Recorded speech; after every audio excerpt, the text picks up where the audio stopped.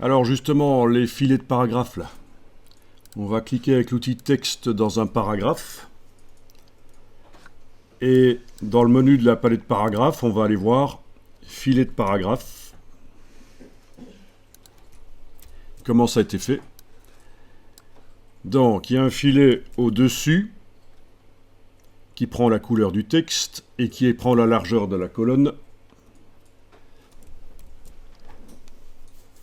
Vous avez des options qui peuvent être intéressantes dans ce cas de figure, c'est le retrait à gauche et le retrait à droite. Ce qui peut être intéressant, c'est de faire sortir éventuellement le filet en mettant une valeur négative de retrait à gauche, le faire sortir un peu de la colonne, comme ceci. Ça, c'est le côté gauche. Et le côté droite. Il va falloir faire, ok, une valeur négative aussi. Oui. Sauf que ici,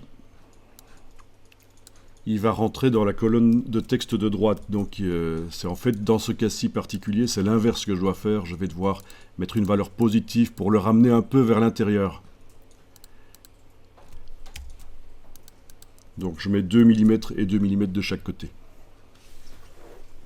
C'est parce que la gouttière entre les colonnes de texte n'est pas assez grande.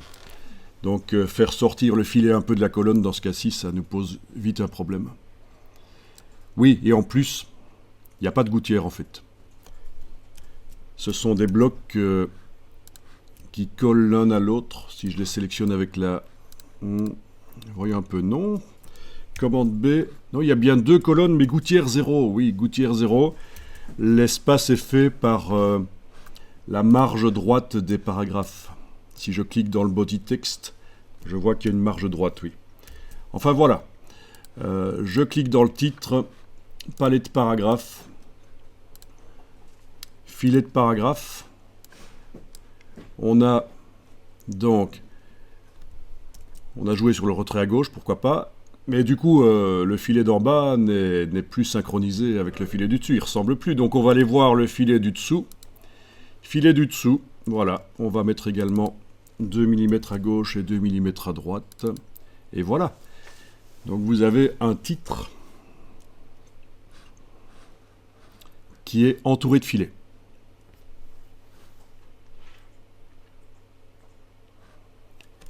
Donc la hauteur du filet par rapport au texte, c'est le décalage. 1,5 mm pour le filet du dessous, 4 mm pour le filet du dessus.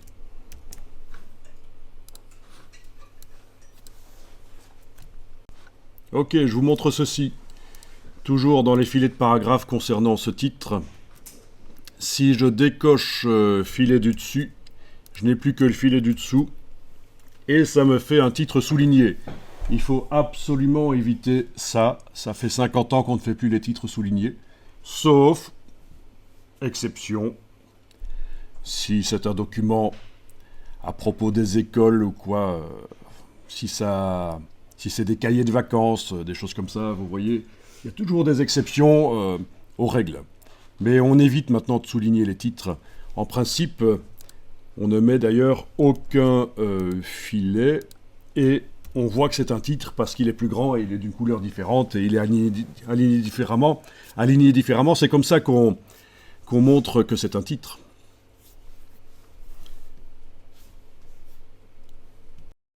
Ici, je vais quand même réenclencher le filet du dessous pour vous montrer qu'il y a une possibilité, c'est de lui mettre une couleur différente du texte. Par exemple, je vais le mettre en jaune. Et bien sûr, ça pourrait être n'importe quelle couleur que j'ai créée dans le nuancier. Oui, quand on est ici, il n'est pas possible de créer la couleur. Il faut l'avoir créée au préalable dans le nuancier. Et je vais faire ceci. Je vais augmenter l'épaisseur énormément. Je vais d'ailleurs enfoncer la touche Shift pendant que je modifie, comme ça va de 10 en 10.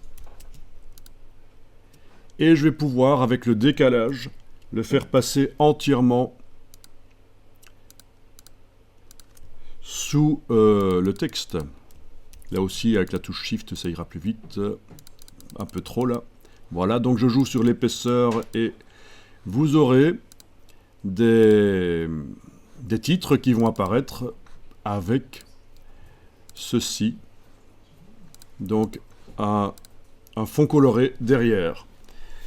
C'est comme ça qu'on a fait depuis des dizaines d'années pour ce genre de choses. Et vous avez compris que ce ne sera valable que pour les titres qui ont 3 lignes. Parce que les valeurs d'épaisseur et de décalage là, si j'ai un titre à 2 lignes, ça ne marchera pas. Il faudra que je fasse un style de paragraphe spécial pour les titres à 2 lignes ou les titres à 1 ligne, avec des valeurs d'épaisseur et de décalage du filet différentes. Mais il y a une technique nouvelle qui existe pour mettre un fond derrière les paragraphes. Donc ceci est un peu has-been.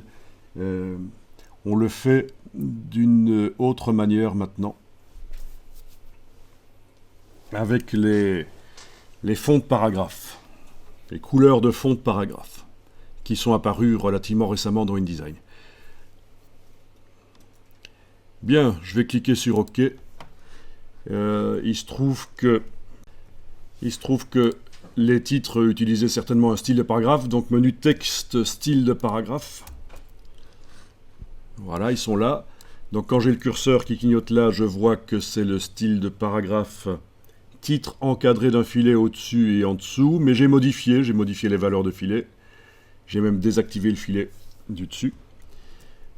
Et donc, si je veux que ça se répercute sur tous les autres titres qui utilisent ce style, vous connaissez l'astuce, puisque j'y suis allé par la palette paragraphe, je dois maintenant redéfinir le style.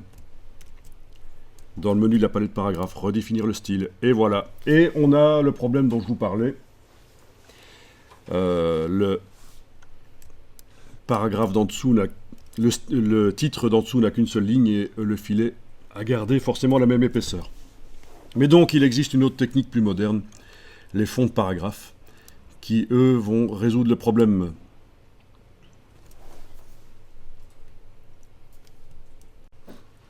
Donc, si je clique avec la flèche noire à côté des blocs, rien n'est sélectionné, et que je vais double-cliquer à droite du nom ici du style, ou faire clic droit modifier, vous voyez que si on y va par le style, au lieu de faire redéfinir le style après avoir modifié la palette paragraphe, si on y va par le style, les filets de paragraphe ont leur propre partie ici où vous retrouvez tous les réglages que vous aviez en allant par le menu de la palette paragraphe, filet de paragraphe. Donc à vous de voir si vous modifiez les styles en allant directement dans les options de style comme je viens de le faire, ou en modifiant manuellement et en redéfinissant le style. Les deux fonctionnent très bien. Bon, voyons un peu comment le titre ici a été fait, celui qui est dans une capsule. Avec l'outil texte, si on clique dedans. Voyons un peu si j'augmentais le nombre de mots, de lignes en fait.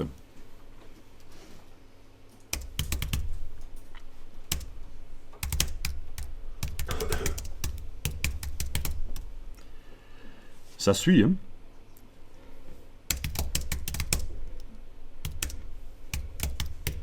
Waouh, il est passé à la page suivante parce qu'il est réglé certainement. Où est-ce qu'il est? Il a complètement disparu en fait. Où est-ce que nous mène ce bloc? Si je sélectionne le bloc... Ah ben il n'y a pas de chaînage. Donc là je vais juste l'agrandir. Donc il ne peut pas passer ailleurs, il n'y a pas de chaînage. Voilà, ok, il est là. Donc il est réglé, comme on avait vu dans les options d'enchaînement, certainement pour rester collé au texte qui suit. Donc, petit rappel, palette paragraphe, option d'enchaînement. Toutes les lignes du titre doivent rester ensemble. Et il doit y avoir minimum 4 lignes du paragraphe suivant, le body text, derrière ce titre. Vous vous souvenez? Les options d'enchaînement, les automatismes. Ok, je vais supprimer ici. Ah tiens, ça clignote. Les règles sont affichées. Commande R. Voilà, là ça clignote plus. Donc problème avec les puces M2 de Apple et InDesign actuellement. Donc voilà. Donc, comment est-ce que ça a été fait, ce cartouche auto-redimensionnable? C'est justement la méthode dont je vous parlais, qui remplace un peu les filets épais qu'on place, qu'on décale sous le titre. Donc positionnez le curseur dans le paragraphe et par la palette paragraphe, le menu de la palette paragraphe, voilà la nouvelle option dont je vous parlais, bordure et arrière-plan des paragraphes.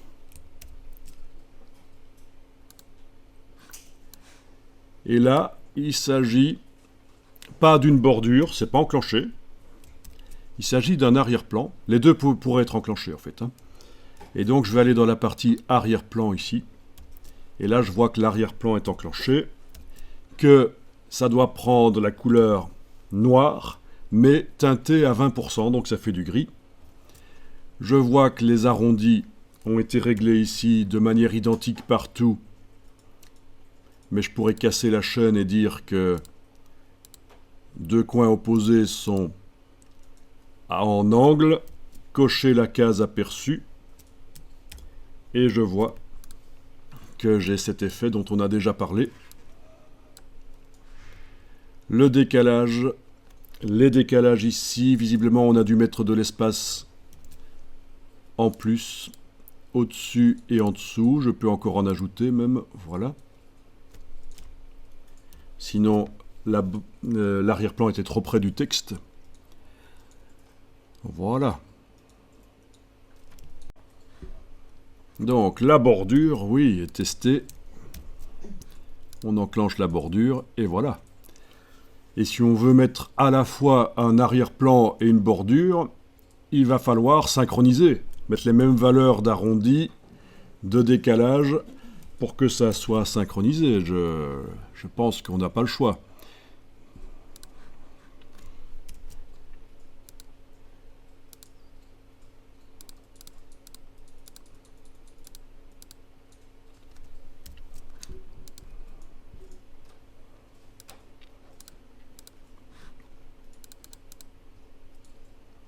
Voilà. C'est du bricolage. Mais voilà, ça marche, hein, avec les mêmes valeurs de décalage et d'arrondi.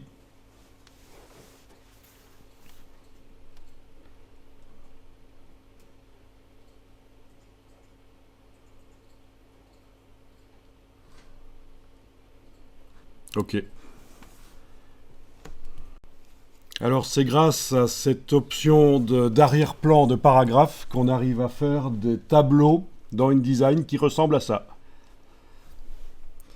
Donc au lieu d'avoir des lignes verticales et horizontales comme dans les tableaux habituels, il n'y a pas de ligne.